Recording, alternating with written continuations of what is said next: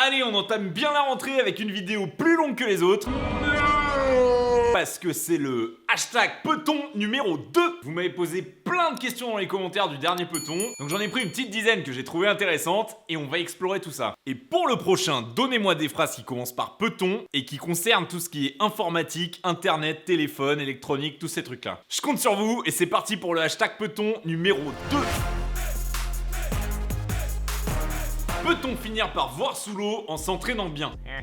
L'œil humain, il est fait pour voir dans l'air. L'air, c'est un fluide, comme l'eau, mais ils ont pas du tout les mêmes propriétés de propagation de la lumière. Et donc physiquement, nos yeux, quand on n'a pas besoin de lunettes, ils sont faits pour pouvoir bien voir dans l'air. Et ils sont composés de plein de trucs, et notamment, dans ce plein de trucs, il y a la cornée, qui est ce qui donne l'aspect bombé à l'œil. Et donc quand les rayons lumineux passent de l'air à la cornée, qui est beaucoup plus dense que l'air, il se passe ce qu'on appelle de la réfraction. En gros, ça va permettre de rediriger les rayons lumineux dans le bon angle, et ils vont traverser d'autres trucs comme l'iris, la pupille ou le cristallin. Et tout ça, ça va faire en sorte que l'image qui est projetée sur la rétine, qui est en gros le capteur de ton œil, elle soit nette. Le problème pour voir dans l'eau, c'est que l'eau elle est quasiment aussi dense que la cornée. Et donc la réfraction, elle sera quasiment la même dans l'eau que dans ta cornée. Et donc la réfraction, elle marchera pas du tout pareil qu'avec l'air. Donc les rayons lumineux, ils arriveront ni au bon endroit, ni avec le bon angle sur ta rétine. Et la mise au point, elle sera tout simplement pas possible. Donc la réponse est non, tu pourras t'entraîner autant que tu veux, tu verras jamais bien dans l'eau. Et la seule exception, ce serait qu'on te mette dans l'eau tout petit et que tu y vives, et comme ça tes yeux ils s'adapteront dès le début de ta vie. Mais si t'arrives à regarder cette vidéo dans l'air,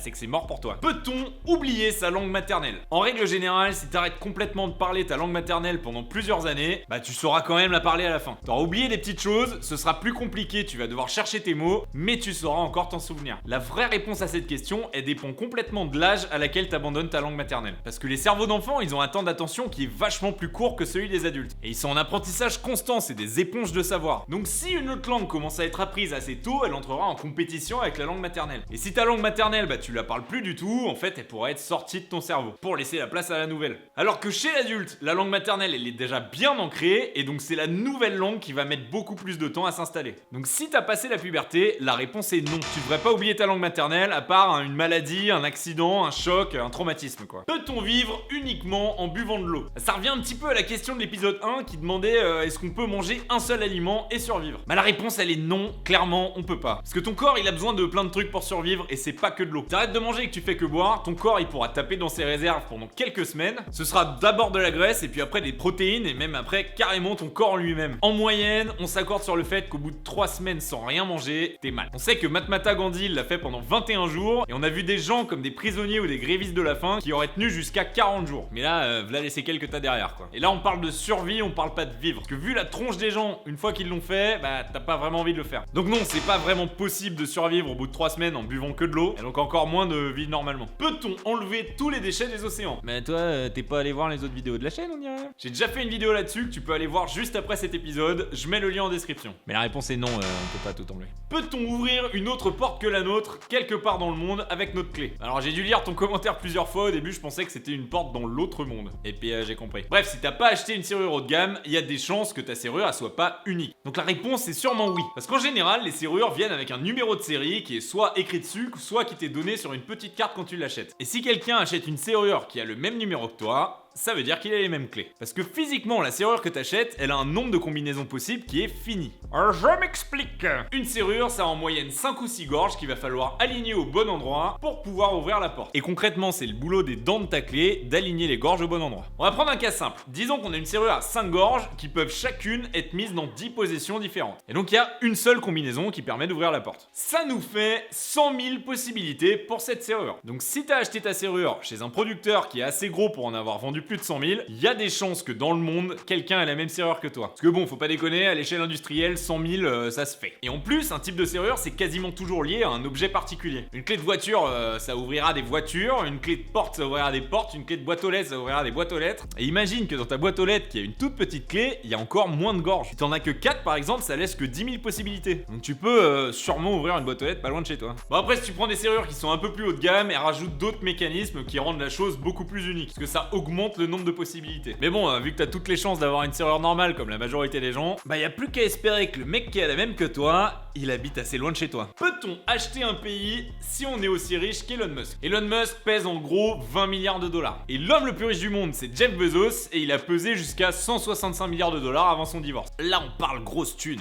Donc on va plutôt prendre Bezos et ses 165 milliards pour exemple. Alors, avec 165 milliards, est-ce qu'on peut acheter un pays? On va parler d'un vrai pays, hein, un truc reconnu par tout le monde, qui existe à l'ONU, des choses comme ça. Parce qu'il y a plein d'histoires sur des tout petits pays indépendants, des bouddhis qui auraient été vendus un jour ou l'autre, mais c'est un peu compliqué à prouver. Les sommes dont on vient de parler, donc les 165 milliards de dollars, c'est supérieur au PIB de la majorité des pays du monde. Alors le PIB, c'est le produit intérieur brut, et ce qui vise à quantifier, pour un pays et une année donnée, c'est la valeur de la production de richesse effectuée par les acteurs économiques au sein de ce pays. Bon, c'est une grosse phrase, mais en gros, c'est les gens qui bossent et qui produisent de la richesse. Et selon la Banque mondiale, il y a que 57 pays qui ont un PIB de plus de 165 milliards de dollars. Donc Jeff Bezos, il pèse plus lourd que un an de production des 153 pays qui restent sur la liste. Mais alors, est-ce qu'il pourrait les acheter? Selon les lois internationales, il y a 5 manières d'augmenter son territoire quand t'es un pays. Il y a la cession. Si quelqu'un te donne un bout de terre, t'as le droit de le prendre. Il y a l'occupation. Ben ça, on l'a un peu vécu en France.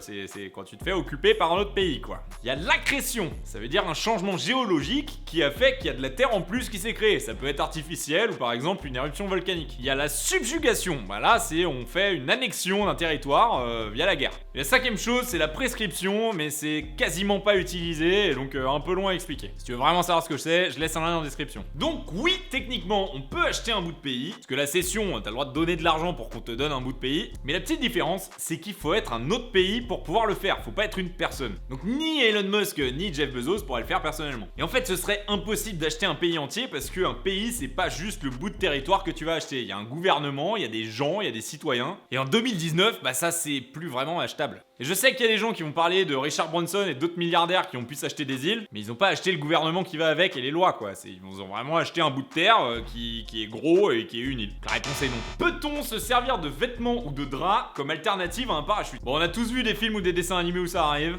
où il y a un des personnages qui fait un parachute avec un drap, un slip ou un torchon. Retour dans la vraie vie. Un parachute militaire, ça a une surface comprise entre 70 et 90 mètres carrés de tissu. Un drap de lit double, ça fait à tout péter 5 mètres carrés. Ça fait quand même beaucoup moins de surface. Et la surface efficace, elle va en partie déterminer ta vitesse de chute. Bon, il y a aussi pas mal d'autres facteurs. Et donc là, déjà, tu commences à sentir que c'est pas très bon pour tes jambes de faire un parachute avec un drap. Et en plus, avec un parachute militaire, donc de 70 mètres carrés, t'atterris à 34 km/h. Et ça, c'est déjà bien assez pour te péter les jambes si tu te rates. Mais alors, disons qu'on est optimiste et que ça ne fait que doubler la vitesse de sauter avec un drap, t'atterriras entre 50 et 70 km/h, quoi. Bon, compliqué?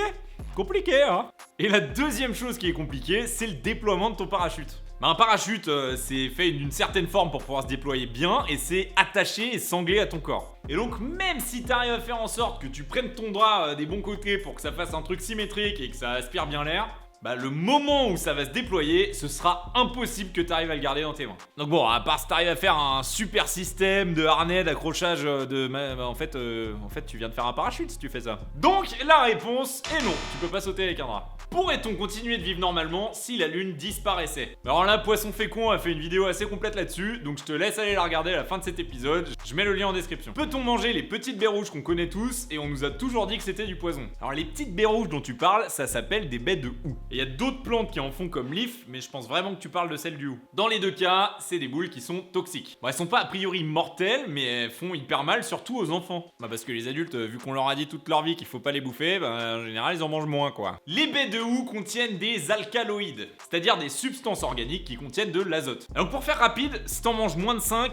ça va. Tu vas avoir mal au bide, mais pas grand-chose. Par contre, si t'en manges entre 5 et 10, tu vas commencer à avoir des diarrhées et des vomissements. Et si t'en manges plus de 10, c'est considéré comme une assez grande quantité pour t'hospitaliser directement. Parce que les alcaloïdes en grande quantité, ça peut créer des troubles neurologiques graves. Donc non, les petites boules rouges, vaut mieux pas les manger. Et il y a un autre petit fait sympa sur les plantes. Est-ce que tu sais qu'une des plantes les plus toxiques de France, c'est le muguet. Donc si jamais tu planifies de faire un bisou en dessous d'un bouquet de muguet, bah évite d'en bouffer une graine, quoi, parce que ça fait des troubles cardiaques qui peuvent aller jusqu'à la mort.